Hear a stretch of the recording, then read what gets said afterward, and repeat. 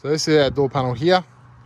Then yeah, pretty easy. We just got 2 screws here, one there, one in the door lever, and also one up here in the quarter window.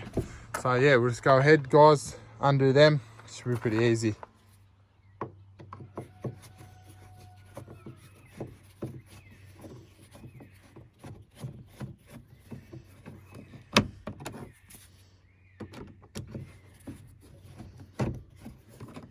There's that one, guys. Next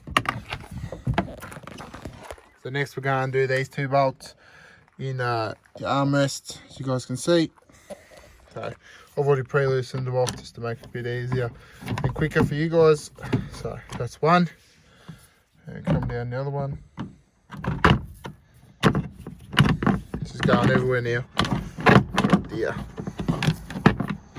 I've undone the bolts. You can just stick a screwdriver in here, and yeah, just pull that open like that, or just pull it. You got a bit of a clip there, you guys can see.